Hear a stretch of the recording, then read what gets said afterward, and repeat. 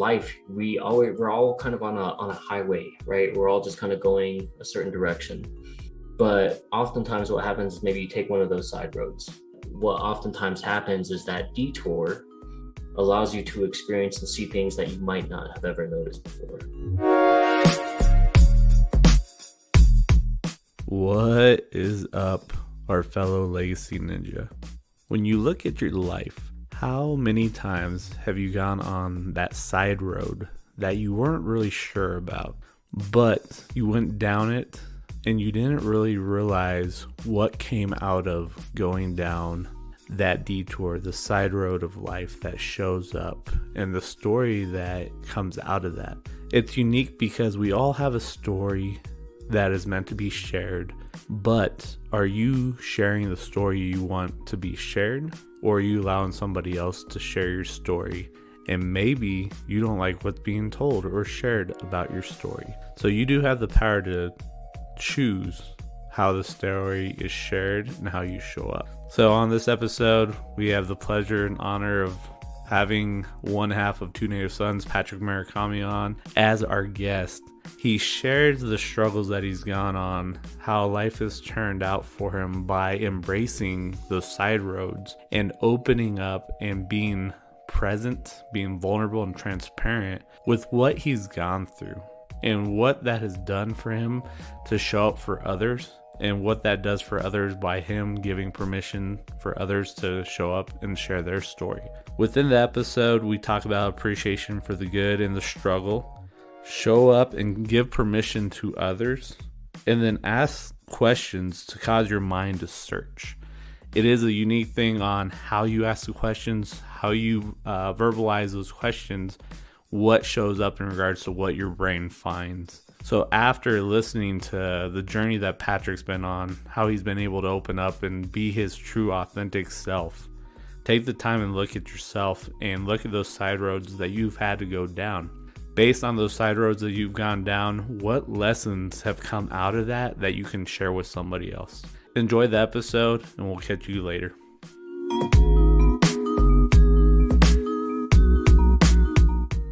What is up? Another episode of Legacy Digging with Two Native Sons.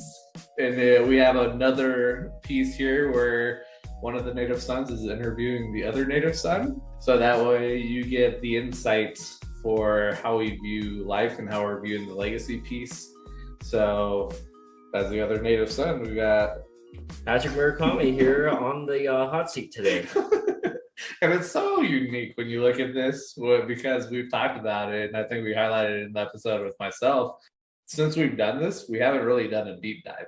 Yeah, it's really interesting, right? Because I've guessed it on probably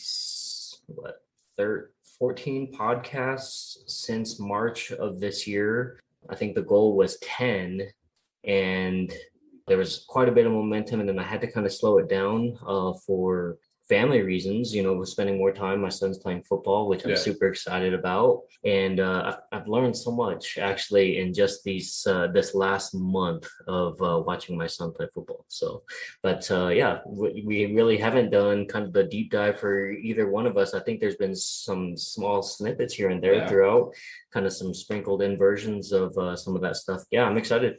So when you look at having the conversation piece and actually going on to other people's podcasts, when you think about the legacy that you're building, the legacy that you're creating outside of Two Native Sons, but what you want to do and what you want to leave, how much going on to other platforms, leveraging other people's audience, what does that do for you in regards to what you're creating?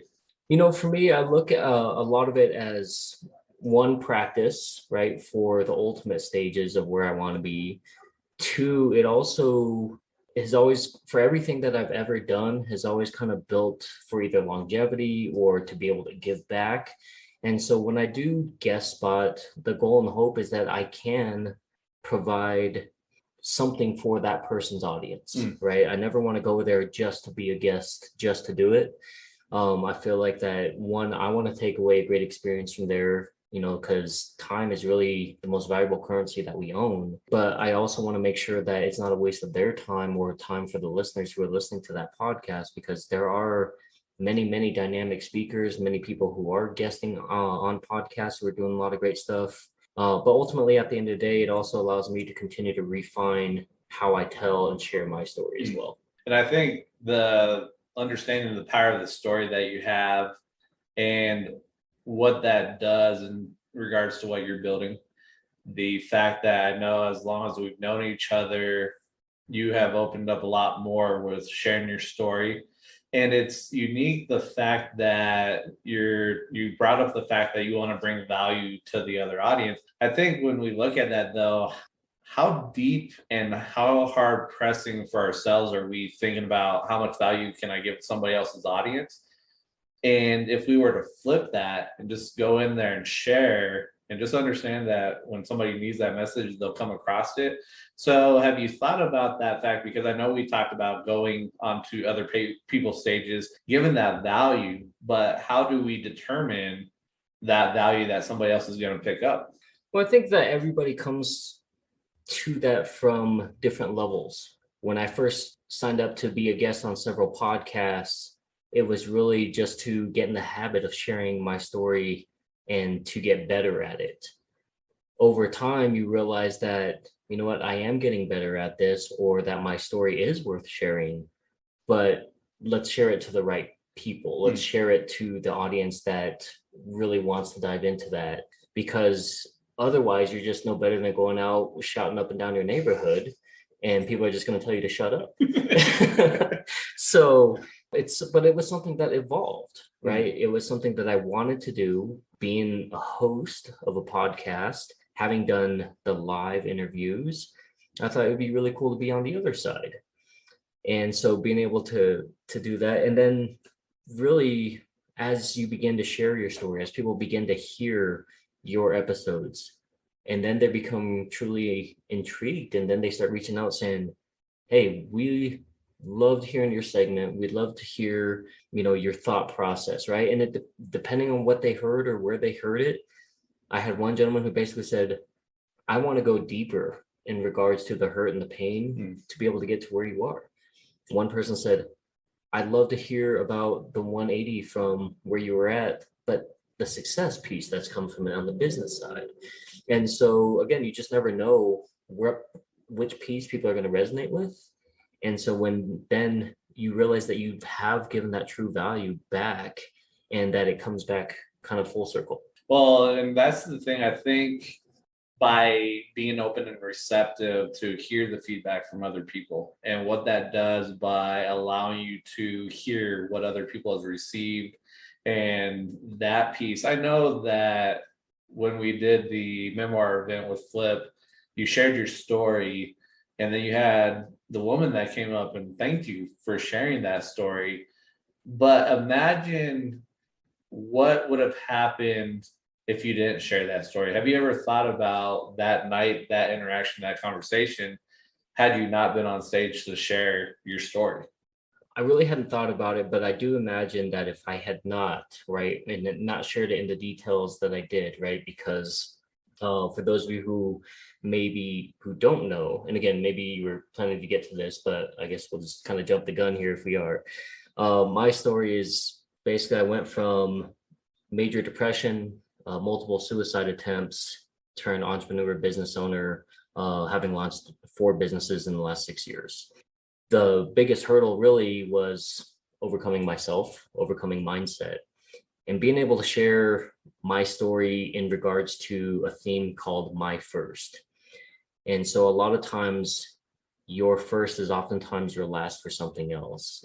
And so sharing that experience on stage about my first time cutting, my first time, attempting suicide, my first time, admitting defeat, all those different things. And for somebody to come up to me afterward and just say, thank you for being authentic, transparent, and willing to share those details, it just solidifies that you do have a voice, that people can hear things a million times, but you may be that one differentiator for them because of how they heard it, where they heard it, etc. You just never know.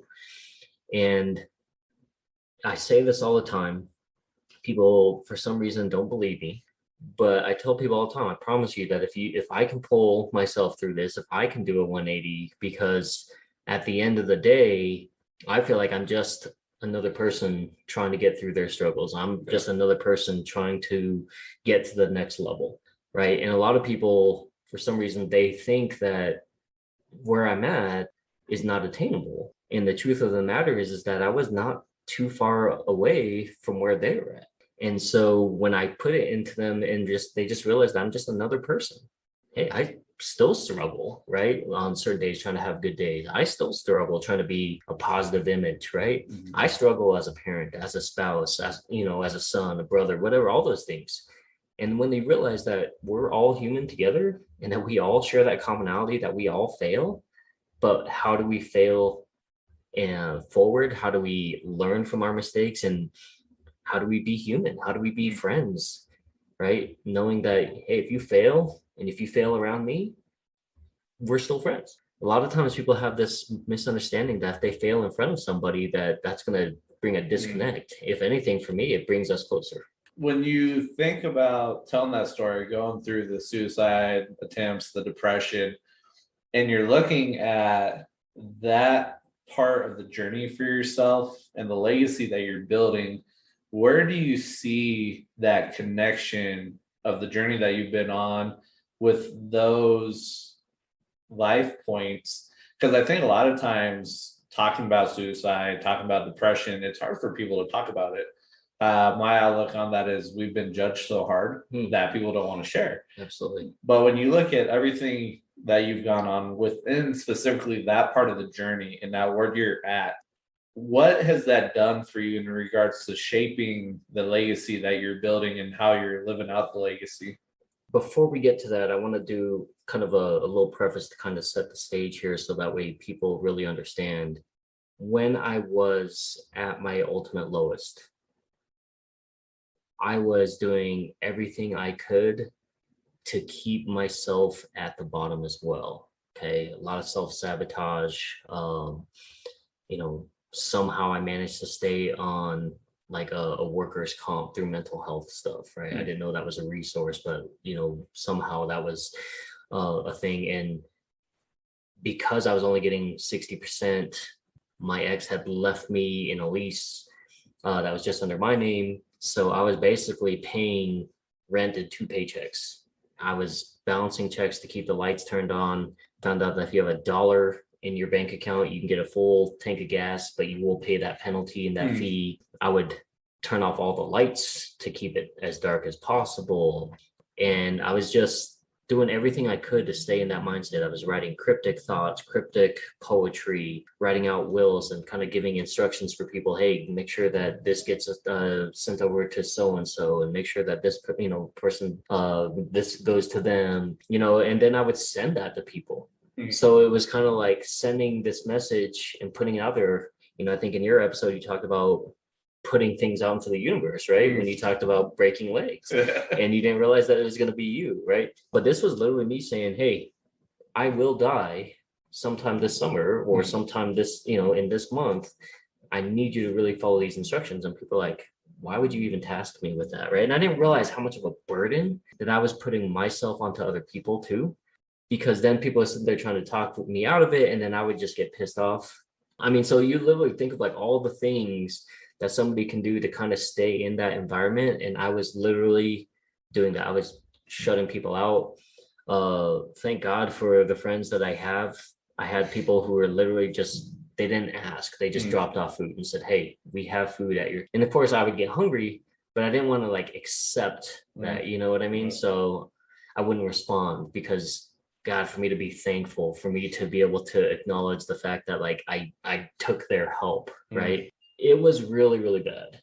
And I remember basically laying in the shower, right? And I just sat down in the tub and was just letting the water hit me. And I remember taking the razor and just kind of like cutting the back of my leg and then taking my finger in the blood and just kind of writing weird stuff to myself. And I had no idea why I was doing it.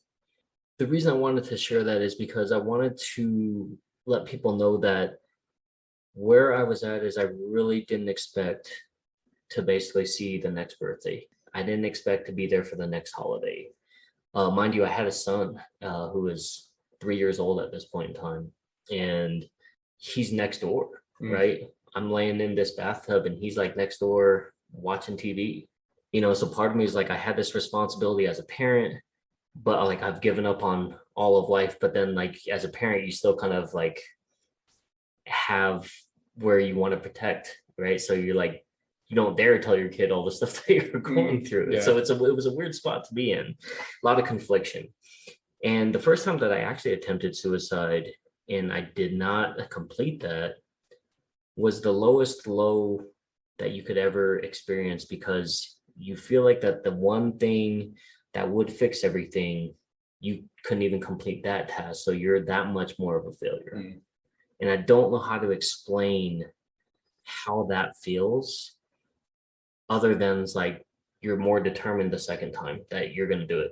And every time that you don't complete that, you feel even worse, because you're like, I can't even do the one thing that would fix all this.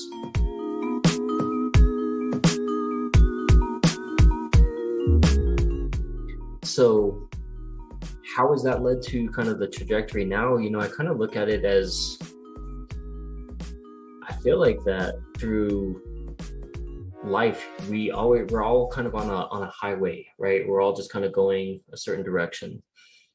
But oftentimes what happens is maybe you take one of those side roads. And I feel like that this was me taking the side road, that dirt road. So my car shouldn't have been on there, But what oftentimes happens is that detour allows you to experience and see things that you might not have ever noticed before, right? You get to those back roads, maybe you get to maybe an old town that has a nice mom and pop restaurant that you would have come across, right? Or they got that antique store that has really unique things that you never would have come across, or maybe that nice view. Unfortunately, mine was kind of like more that dark forest, lost, right? End up in where the hills have eyes or whatever. Eventually, what I found is that it basically just merged back onto that highway, into that direction of where I was supposed to go. And it was a very long detour to be able to get there. But as I look back in my rearview mirror, it was all part of the journey, and it was all part of, maybe unplanned, but it was all part of the trip of where I needed to be. So it kind of goes into the perception, how you look at things that pop up in our life that happens, those challenges. And so when you really think about it, what would you suggest to somebody that is hitting that detour, that life is kind of pushing them that way and they're resisting it? What would you tell them to kind of do, or even the approach to kind of take with that? This is going to sound really weird, but I would say have an appreciation for everything. When you look at the human spirit, when you look at the miracles of the human body, of the brain, the neurological piece, just the fighting spirit, the ability to experience all the different emotions, we are very complex. For us to be able to live in one realm, right, to be able to say, oh, we're happy all the time, that's impossible. Right? But isn't it kind of a beautiful thing that we don't live in just one single element, kind of like other animals do? Isn't there something beautiful about being able to struggle, but then overcome it?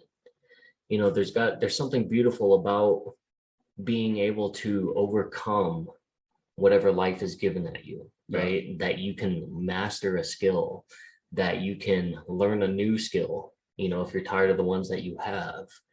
And so most people don't really think about those things. We're just kind of thinking about our limitations, or we're just living in jealousy, right? Like, oh my God, that guy's such an amazing artist. I wish I could do that. I'm like, well, had you practiced for as long as he had, maybe you could, or maybe you could have done something different or better or whatever. But we don't think about that. We immediately go to the results and think about that. So if you are going through some of this stuff, understand that there is an entire world, there's an entire following of people, there's an entire tribe waiting for you, and your story is being created as we speak.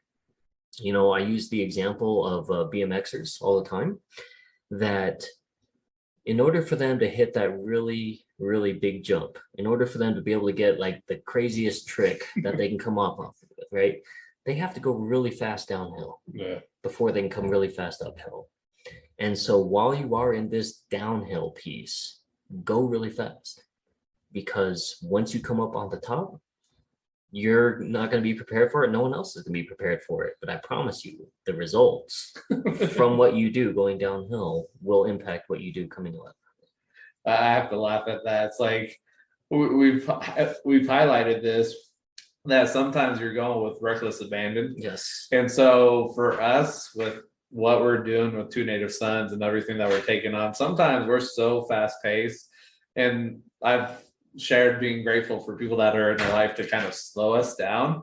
But I think instead of trying to constantly slow yourself down, keep pushing and keep moving forward. But I think when you think about sharing your story and telling people, if I've done it, you can do it. And I know we've talked about some stuff of maybe changing the verbiage. Mm-hmm. And so how often, when you think about that saying, how often are we hearing it? And what do you think the verbiage could be to flip that to really sink into people's brains that you can do it? If I've done it, we just got to figure out some different verbiage. Well, I tell people all the time, as much as my son would love it, as much as I would love it, I'm not Superman. For those of you who know me, you'll appreciate that fact, because my son and I have a business where we actually collect and sell Marvel action figures. So I said Superman. For those of you who are really sensitive to that, I'm sorry. Let me say I'm not Wolverine or Sentry or whatever, sorry to correct. I just thought about that. And I know my son would be like, Superman. He's like, we don't even like DC. I'm like, I like DC. But anyhow, I digress. So I really think that if people really were to just kind of sit there, and if we were to write down all of the problems that we perceive that we have, if we were to make a list of all the pros and cons of life, more than likely what you'll find is that a lot of it comes down to hurt, past hurt, holding on to hurt, giving ourselves hurt that doesn't even exist, right? Because we're so accustomed to it.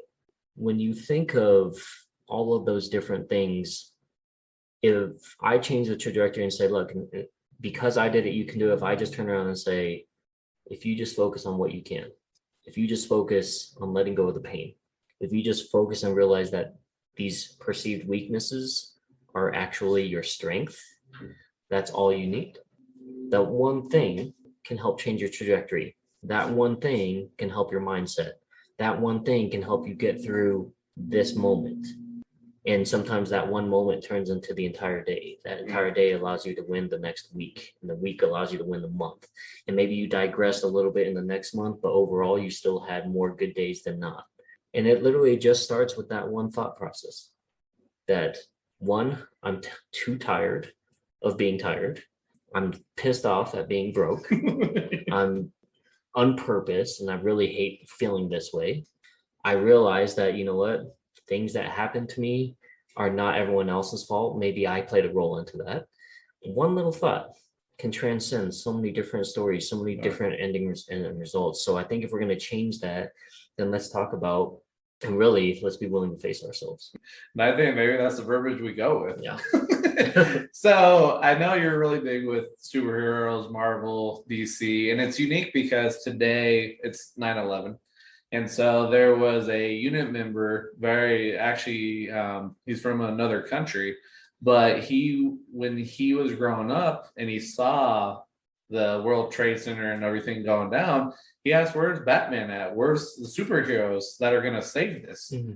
And so when you think about superheroes and the impact that maybe they've had in your life, how does that transition or transcend the legacy that you're building by using superheroes as a motivation, and what does that play into how you're building what you're building? Honestly, the superheroes that I've always loved the most were the ones that always overcame adversity. They're the ones that were always viewed as the outcasts, right? So for me, the 90s X-Men always resonates with me. And I remember watching this episode on the cartoon, and it was at the end of the credits or whatever, and it's Wolverine and Jubilee, and Wolverine is basically walking her through the danger room, and he was like, look, here's Sabretooth, right? And here's the evil hood of or the Brotherhood of Evil Mutants.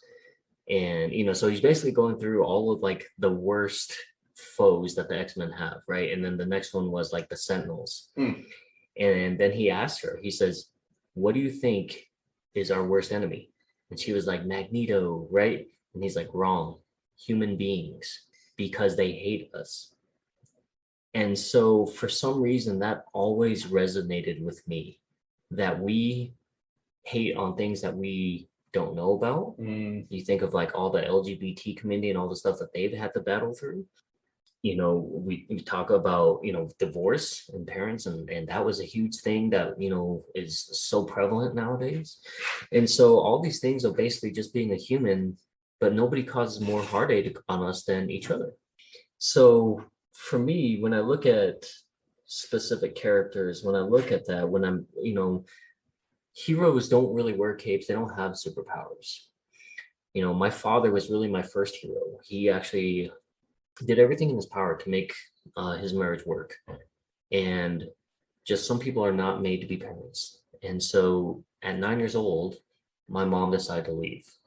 My sister was 7, my brother was 13, and my dad raised 3 of us on his own.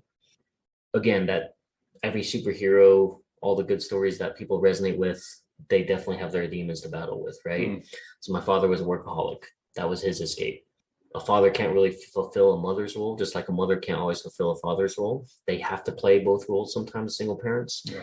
But ultimately, at the end of the day, I didn't get those hugs and those I love yous and that motherly touch, right? Just like many people haven't got that fatherly, maybe that tough love, or that, that sometimes that male pride, that men need to develop, right? To be able to have a sense of self.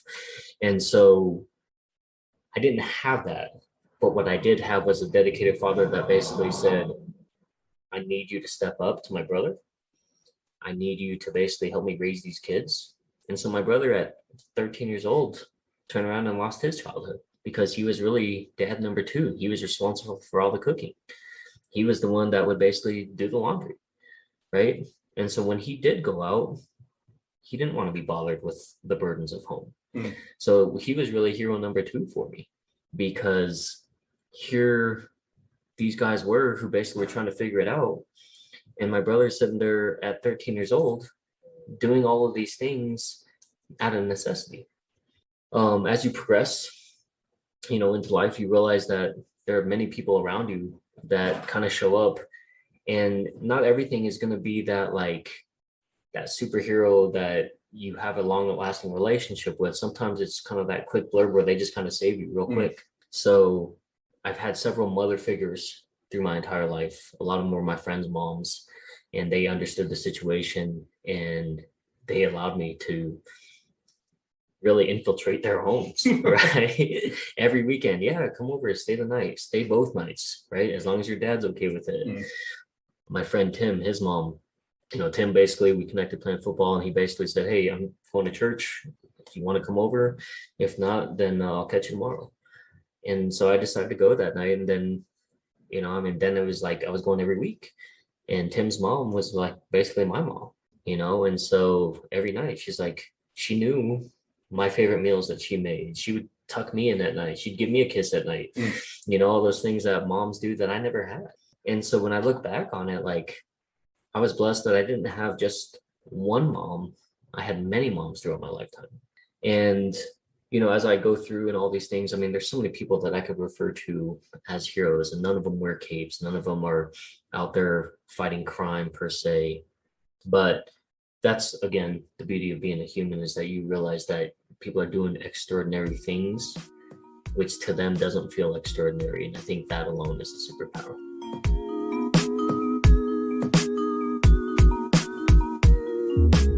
No, that ordinary piece really, I think that throws people out of whack, because that resonates a lot more with a lot more people than the extraordinary pieces. Yes. It's just the everyday occurrence with a lot of people and whatnot. So when you are looking at everything that's taking place and whatnot, the legacy that you're trying to build, what is that? And when you look at it, how are you living out the legacy that you're building? I think for me, what I want to showcase to people is that don't allow anybody to ever put you in a box. And that's really my legacy, is that I want people to realize that my 180, my self-image, there was really nothing there. My whole goal was to just simply disappear. Now, my thought process is that I want people to know that you can drop out of school 4 times, right? You can go to college and never get a degree and still turn around and find success.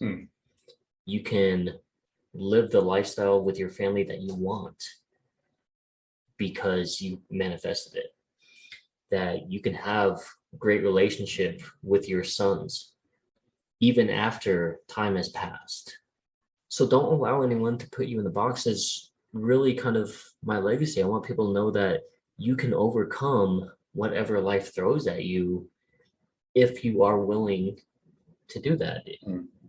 And I want to echo really you, right? And this resonates with me so much, is that nobody is going to say the worst things about you than yourself. And nobody's going to tell your story better than you. And I promise you that you will not like the version that other people tell. So you might as well tell it first. Yeah. Well, now when you look at that, getting into coaching, working in that space with individuals, and really stepping into that part of life now, building the legacy here, helping people to get outside the box, not be in a box that people are putting them in. How do you see that playing into what we're doing within the coaching realm? And what do you want to do different than maybe some of the coaches that you see and some of the coaches that we know?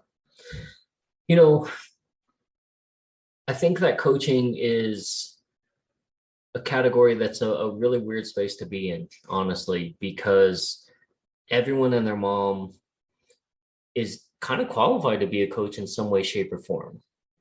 But because of that, there's an oversaturation for a lot of people who maybe are not doing it for the right reasons. Maybe they're doing it for notoriety, for the money, for to make themselves feel better, to deflect, right? You see that quite a bit. And so for me, where I want to operate, where, you know, our goals are, is that our goal is that we don't want to be a long-term solution for somebody. We don't want to be somebody that somebody has to rely on as a crutch to be able to get through. We would love for our clients to be able to break away from us and to watch them thrive. Yeah.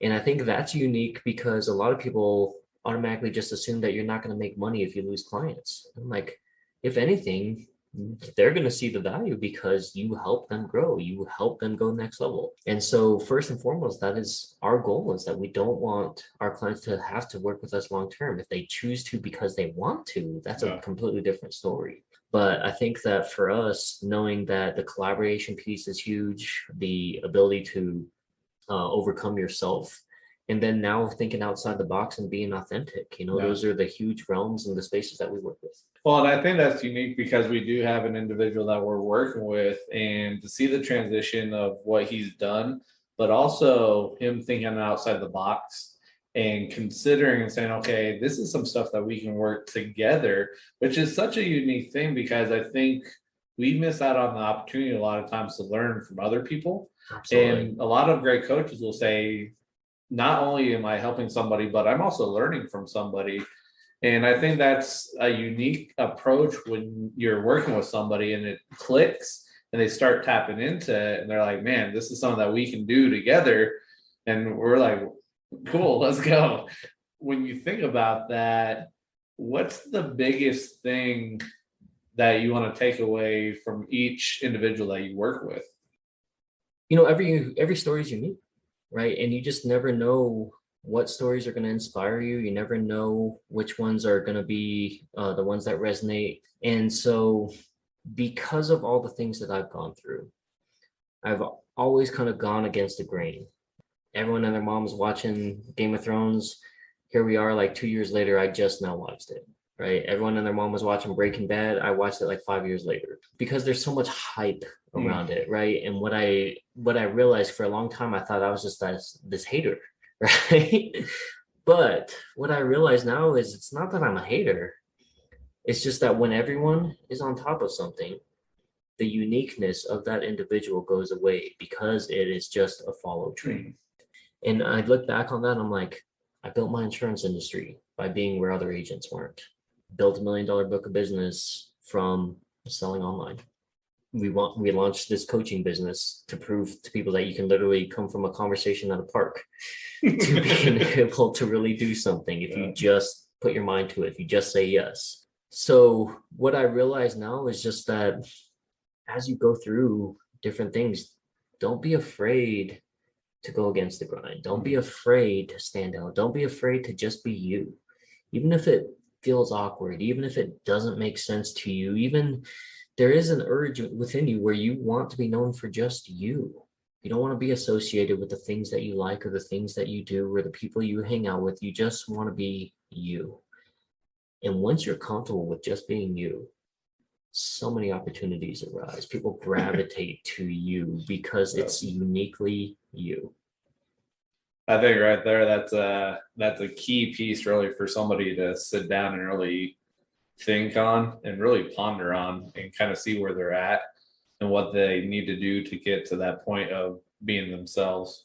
And so I think that's a big takeaway there, really something to just write and do some journaling or just really think about and whatnot. As we're going through and you look at it, I know you're real big with gratitude. And so when you look at everything, because I think it's unique if somebody really finds a situation that creates gratitude, especially the bad situations, the situations that normally people are like, I'm not going to show gratitude for that, because it resonates with Michelle's conversation when we had her on and she was grateful for cancer. Yes.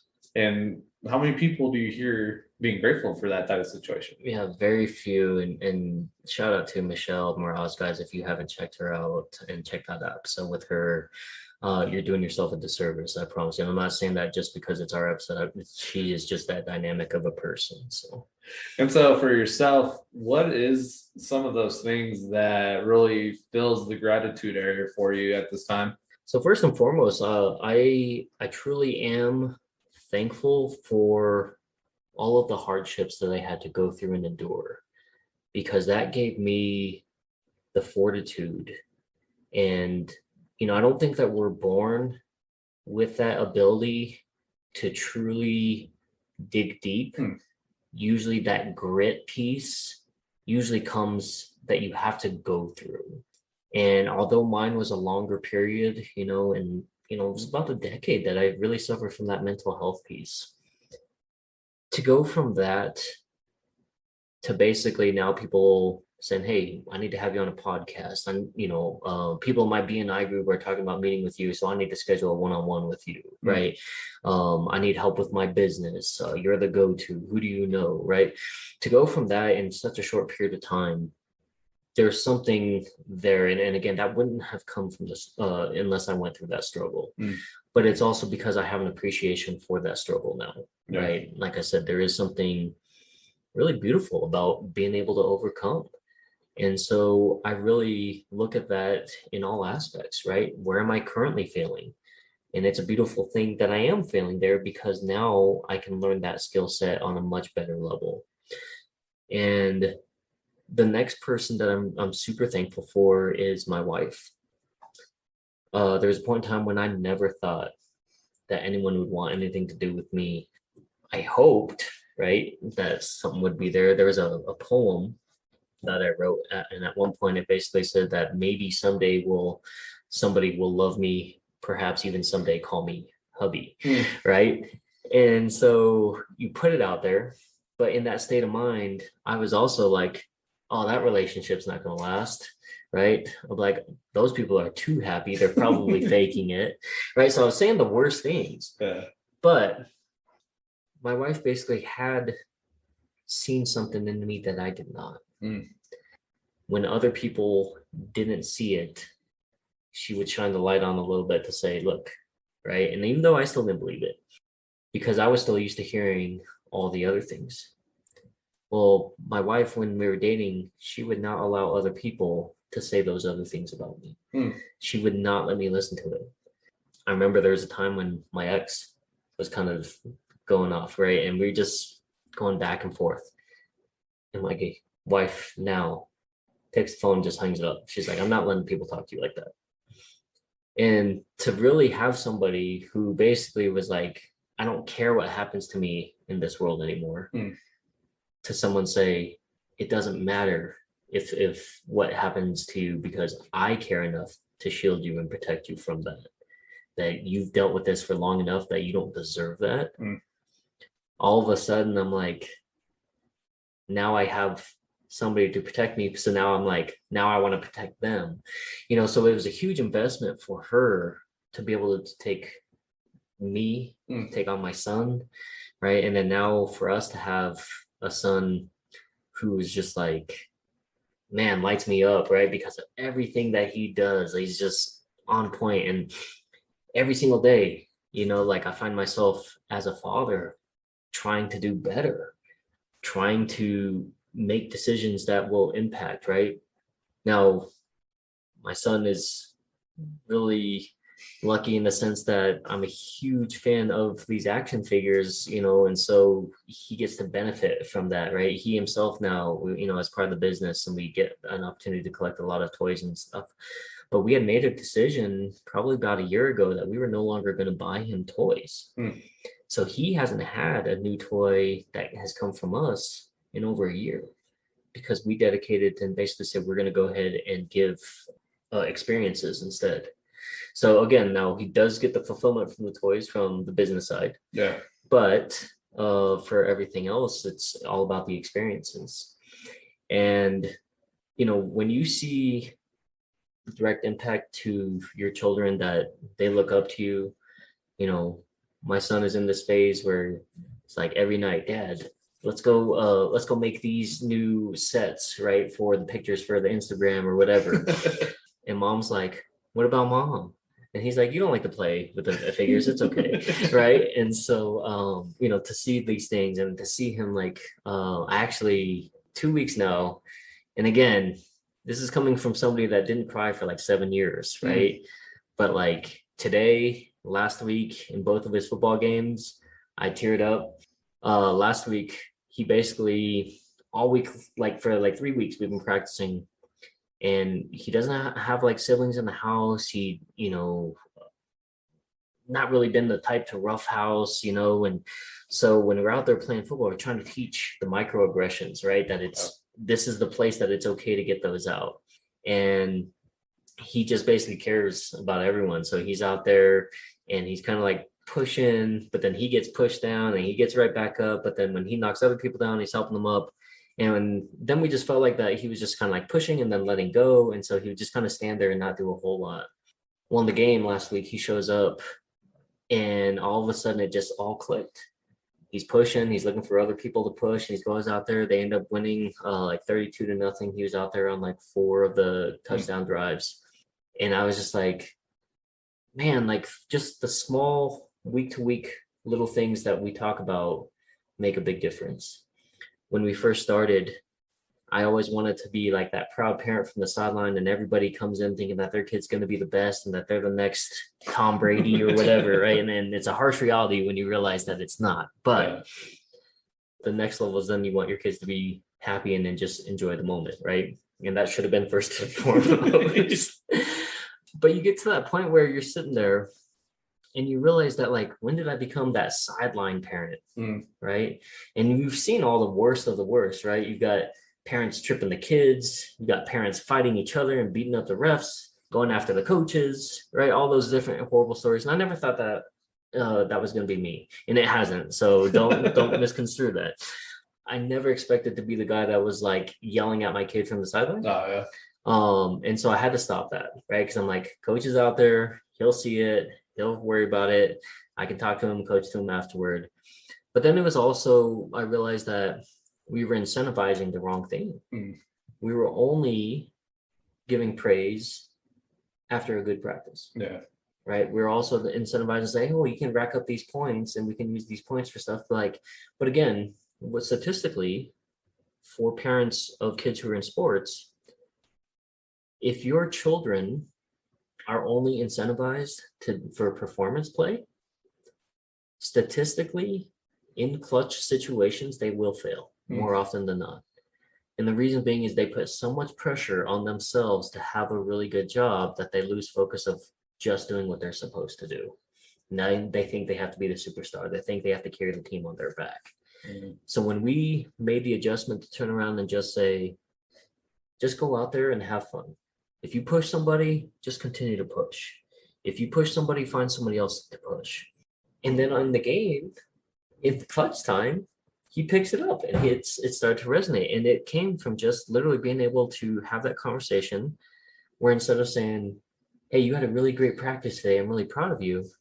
Even on the days that he didn't have the best practice, to say, hey, you know what? You got knocked down a couple of times, but I'm so proud of how you popped right back up every single time. Yeah. Right? I loved how you were looking for somebody to block every single time. Right? And then now all of a sudden the game is fun. He got his first pancake and he got up and he's like, Dad, he's like, you see me pick him up or you see me knock him down? I said, yes, but I was more proud that you picked him right back up as well. And so when you feed those things, now he just goes out and just does what he needs to do. Today, coach said, hey, I'm going to install him on the jumbo line for goal line.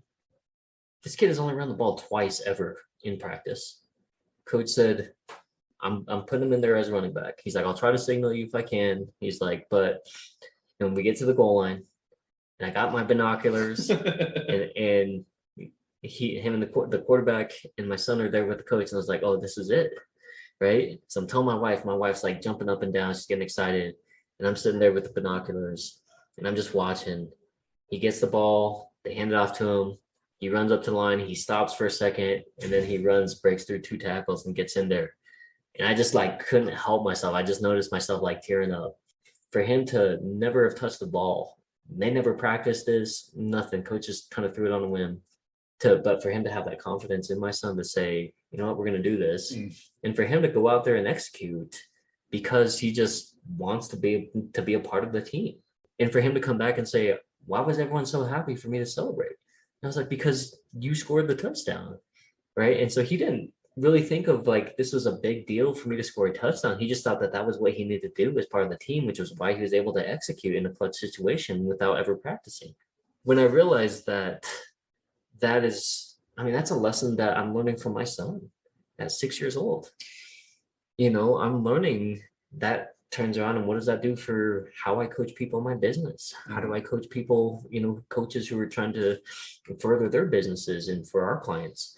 You know, so all of those things. So, I mean, not a lot of people would turn around and I think give thankfulness to their kids other than the fact that they're their kids and that they love them. Yeah. But like at 6 years old, this kid is teaching me more about life because of how I want him to experience it. And it's a whole different realm because I had a way different experience growing up, you know, but also realizing that there's probably a lot of work that could have been done in that time frame too.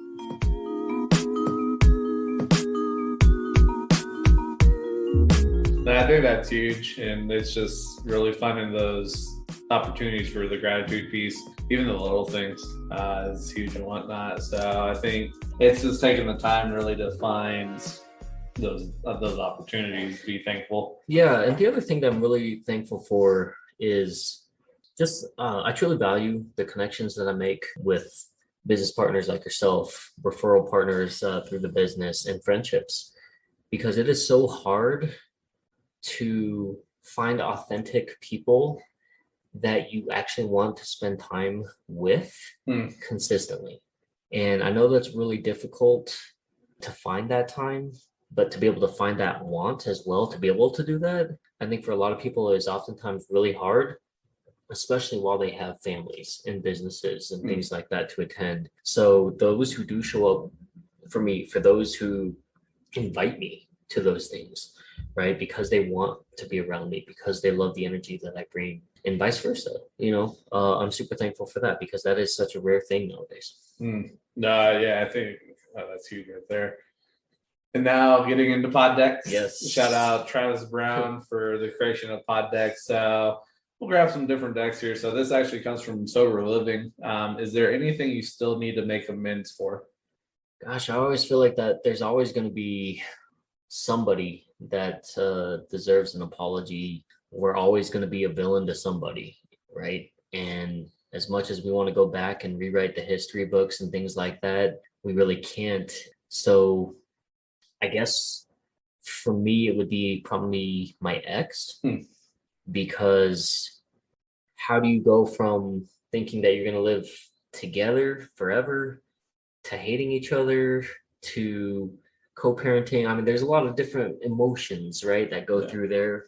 And I know that we probably had said some things that we both didn't mean, you know, and again, it's a lot of different stuff to go through. You know, I definitely don't hate her now. And, you know, she does it. She's an excellent mother. Right. And so if anything, I would like for her, you know, to know that I acknowledge that. I think for me, it's the journey really that I've been on. I've gotten to the point really I've forgiven, maybe only taking my parents for granted. It could be the only thing. There's times that I've had conversations with both my mom and my dad. And have apologized because not fully recognized. But that's the thing as a kid, though. You haven't gone through the experiences. Of course. So sometimes it's hard to really see that. And you're like, oh, it's just my parents. They're just trying to bring me down and whatnot. But once you get to the point, it's really making amends and whatnot, trying to make the relationship stronger. There was a time that I didn't talk to them for like 5 years. Sure. So yeah, it happens, you know, and you know, like we talked about before, forgiveness is really for yourself. But again, there are certain times when you just feel compelled to make things right. Yeah. All right. We got great inventions. To you, what is the difference between an invention and a discovery? You know, I guess I look at invention as something that was innovative in the moment, right? You saw a need, you fulfilled the need. I feel like a discovery is something that nobody knew about, that you brought the attention to. So, for example, I never knew that I was a fidgeter, you know, and now that they have like these sensory type dice and all of these things, like it keeps my attention span a lot better. But I didn't know that myself and many other people could benefit from something like that.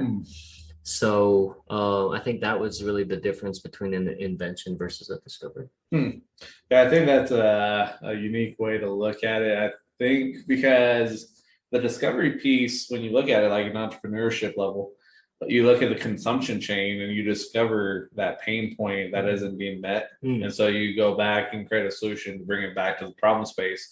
Where a lot of people go and create a solution and try to bring it to the problem space when they haven't done enough research. So I think the discovery piece is really just finding, like you said, finding something there that somebody didn't realize and then bringing it and making it better. Invention wise, I think when we think about inventions, I think it's a lot of the machines, a lot of the physical pieces. Because if you think about art can be an invention. And so music could be an invention. But I think when you think about it, when I look at it, inventions are something that are physical, that somebody's got some tangibility towards it. I think discovery, sometimes that can be outside of the tangible piece. It can be intangible.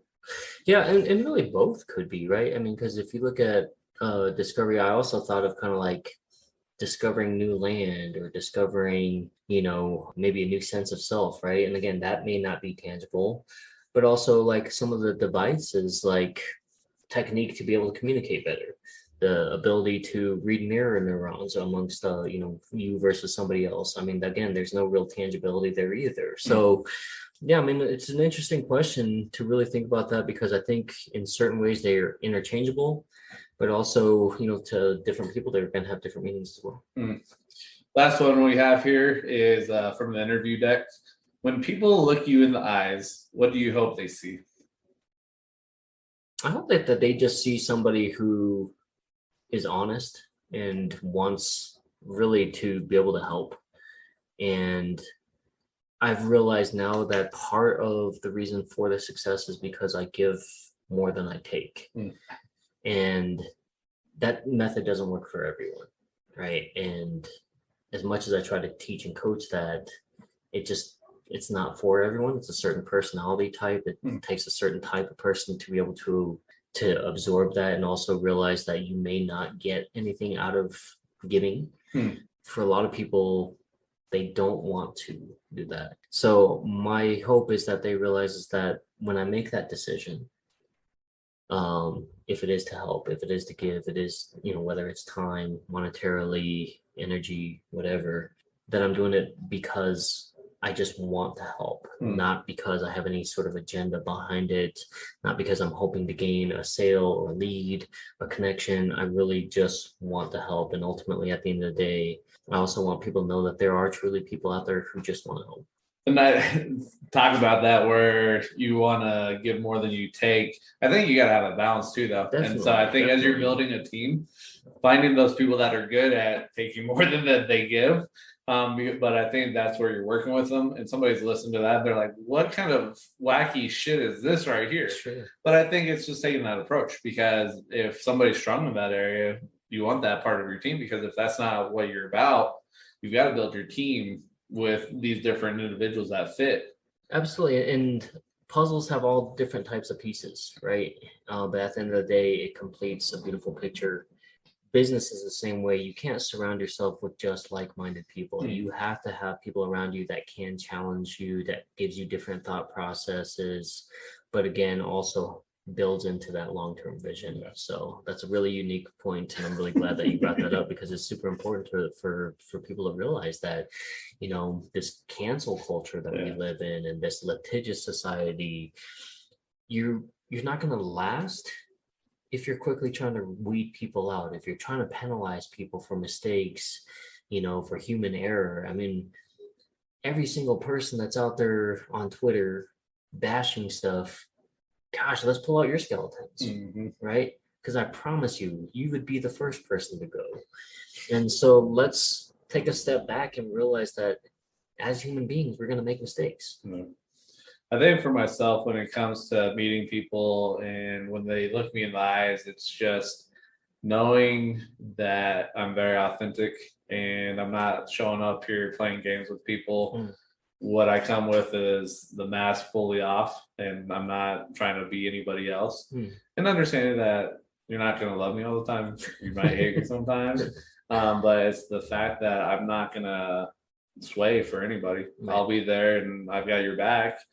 But it's the fact that I'm showing up and being the authentic piece. But I think it's also giving the space to people, allowing them to be their true authentic self. And then also the last one of just showing up and people truly seeing that, he truly does love himself. And he's creating that space for other people to come in and be that same way. Yes, 100%. I see that when I look at your eyes. Appreciate it. So, no, I love it. This is a great conversation. One really touching some different things, opening up some different doors and whatnot. And so when you're looking at the whole conversation that we've had and the legacy ninjas that are listening right now, what's that one thing or a couple things that when you think about it is those quick nuggets that you want people to walk away with? I would say that the biggest takeaways, and this applies if you're in a good spot or if you're in a struggling spot, is look to see what you can build for the longevity. Because at the end of the day, so many of us are focused just on the now. And again, I understand finances are important. I understand paying your bills are important. I understand, being there in the moment with the family is super important, or your relationships, all of those things, right? You have to be in the moment when you're there. But instead of just only focusing on the moment, right? Let's ask those questions. What do we hope to gain out of these relationships? How long do we want these relationships to last? Because I promise you, it's a lot of work to be able to maintain long-lasting relationships. People were not meant to really stay in our lives forever, but you can really pick and choose those ones that do. And what does that look like, right? So what does your finances look like? Are you in this position where you're going paycheck to paycheck and you hate and being in the struggle? Chances are, and where most people are, is they spend more on entertainment than they do anything else.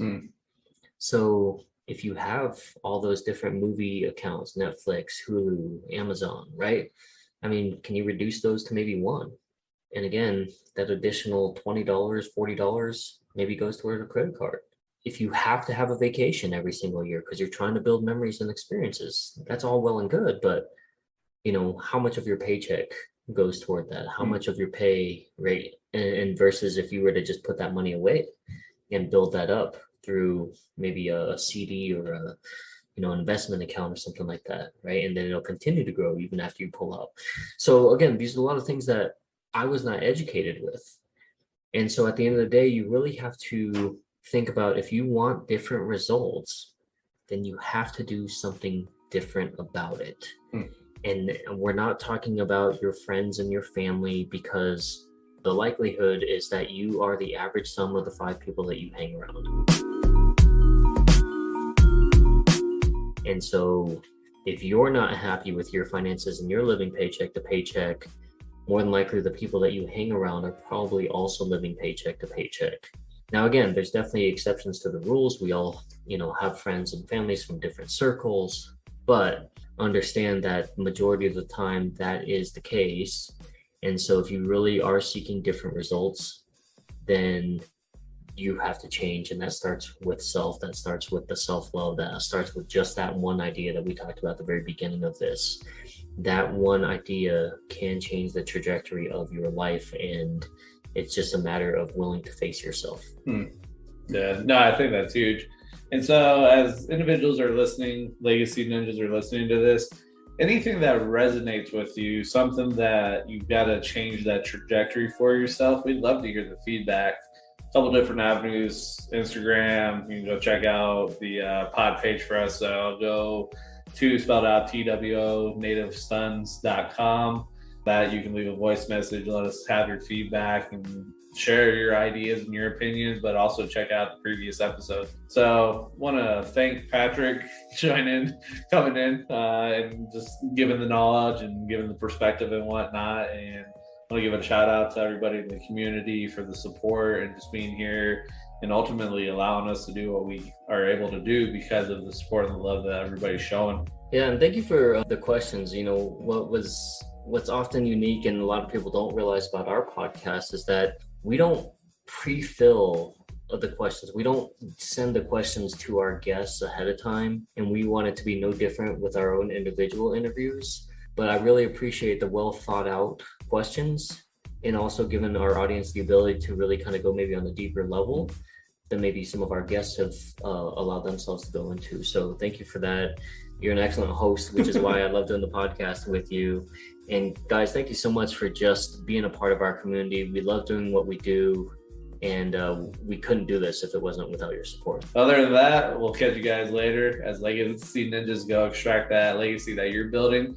If you need help, reach out to us. We're here for you to help you extract that for yourself. Thanks, guys.